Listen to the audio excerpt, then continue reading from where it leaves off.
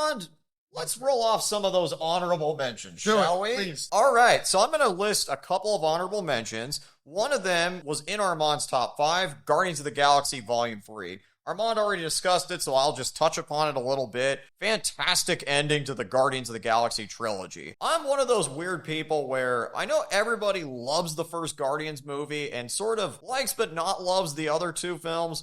But I'm sort of the opposite, weirdly. I actually prefer Volume 2 and Volume 3 over the first one because they really took those characters and did so much with them in both of those films in different ways. This third one, Rocket in particular, is the star. He's fantastic. High evolutionary. I said it in our Out of the Theater reaction. Huge piece of shit, but that's what made him such a great villain. Fantastic overall ending. It subverts it in a really cool way where they don't actually kill any of the Guardians. They actually let them move on and live in their own way and see a life besides being a part of that team. And that was a really clever way to go with it. Them playing that Florence and the Machine song gets me emotional every single time. So Guardians 3 is up there in my honorable mentions. Not quite top 5. I think it was top 10, but up there.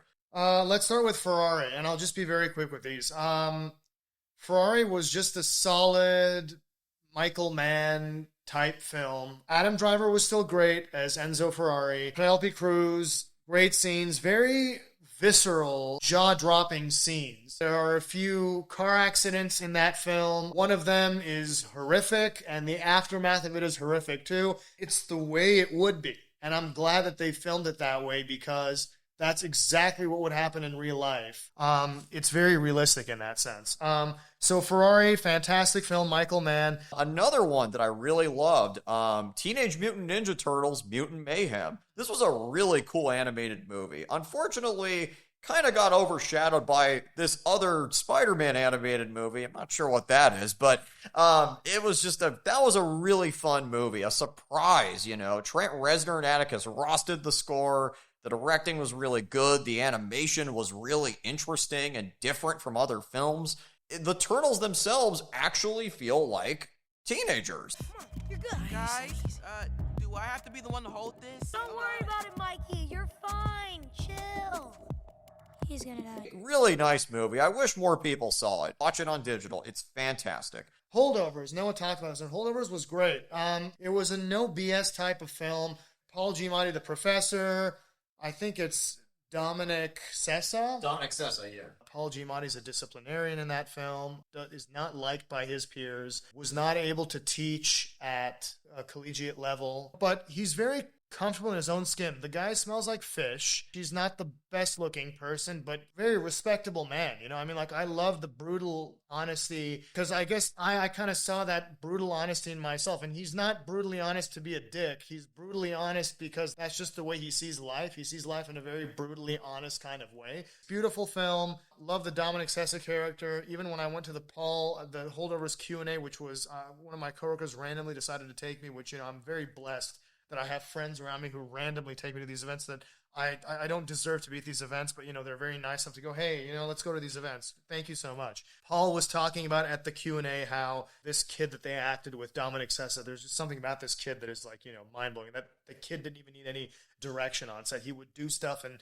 he would look at Paul and go, was that okay? He was like, no, that's great. So, you know, that's another one, Holdovers. Another film is Blackberry. I absolutely love Blackberry. This was an interesting year because there were a lot of, like, product movies and stuff like that. First, we had Air with the Nike shoes. Then we had this movie about the Blackberry phones. And it's Glenn Howerton? Glenn Howerton, yeah. And Glenn Howerton does such a great job playing this shady businessman. And it shows it's one of those, like, product origin movies flipped on its head where we think, oh, this is going to succeed, but it ends up being a huge failure because midway through the movie, the iPhone gets announced, and that completely derails their entire business. And it's all the corruption that happened behind the scenes but with the making of that phone and the egos that got bruised and the people that were making this was just a beautiful mess, but an interesting film. Barbie was just very progressive. I know that was a movie made for women, and I know that, you know,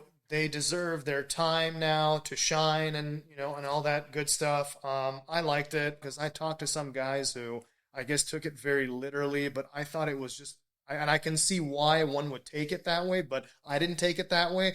For what the film was, it was good. It was a solid film. This is Greta Gerwig's masterpiece, and I don't understand why she didn't get nominated. This is Greta's masterpiece because it was all about women. It was very feminist. It was very progressive in a very positive way. Lighthearted jabs at men, which was great. It was just a fun film, man. The dance numbers were fun. The acting was good. Gosling was fantastic. I'm just kidding. Anywhere else I'd be 10. Another film I have to mention is Air. Fantastic movie by Ben Affleck. One of the first films I saw this year. Our special guest from our previous episode, Brian, was really pushing us to go see this movie. And initially, I was pretty agnostic about it. I just thought, this is a movie about the origin of Michael Jordan's shoes? They made this so interesting and so impactful and so well done. Ben Affleck did a great job directing this. The script was very, very good. It was very, very tight. And there were so many fantastic moments and lines and scenes in this film that really just stuck out to me. And it was just a really, really rewatchable and memorable movie. Kind of the perfect story about the American dream in a sense, because it's about all these people coming together to create this product that everybody loves, while also at the end of the day, recognizing what they're all about, what they're worth, and fighting for that worth. I think it was really entertaining, and it was very, very good. Air was great. I'm glad Brian took us to see this. Dude, Ben Affleck, Matt Damon, man, they're like the best friend dream team, honestly. It proves to you that, when you're working with your best friend, they were even talking about how because Ben directs because he's better at that and Matt acts, so they find who does what better. I love how they didn't show Michael Jordan in that film. Yes. I love how they kept that very ominous. And that's a great film technique right there, because I remember doing a project back in film school where I had to pretend that I was facing this rabid wolf. Obviously, we didn't have access to a rabid wolf, so we shot it in a way where we used audio to show the wolf's presence in that shot. Back to the fact that, not showing a lot is the best thing to do sometimes. Last but not least, American Fiction. It was really, really close to my top 5, but just missed it. But American Fiction is a great, great satire on where we are now culturally in the world, what it means to tell your own story and be your own individual while at the same time wanting to, serve your community in some way, shape, or form, because it follows Jeffrey Wright's character who is trying to write a book, but he doesn't want to follow what is, quote, stereotypically black. He doesn't want to do a story about getting harassed by the police or a stereotype we all know. But instead he decides he's just going to throw in his lot and just writes a joke book that is just every single black stereotype in the book and fools everybody into thinking this is like a brilliant piece of art. And he thinks it's complete trash, but he decides, you know what, for money, I guess I have to sell this thing. It's a really great film, and Jeffrey Wright is awesome. If we didn't have Cillian Murphy or Paul Giamatti, he would be my pick for Best Actor. So anyways, those are some of my honorable mentions. There's plenty more, but those are the ones off the top of my head. Ferrari, Barbie, Holdovers, and Air. Those are my honorable mentions. Also, very good films. Again, just because they didn't make it in the top 5 doesn't take away anything from that. It's just maybe the direction or the acting is a little bit better in these ones than in these ones. And, it's just that little extra thing that puts those above the rest. But at the end of the day, all great films. Yeah, and to add to that, Armand and I's opinions are not the one true opinions of the world. That's right. Somebody might take away something very different from these movies, and these might be in their number 2 or their number 1 film. Exactly. Or they might outright hate it and say this is one of the worst films I've ever watched.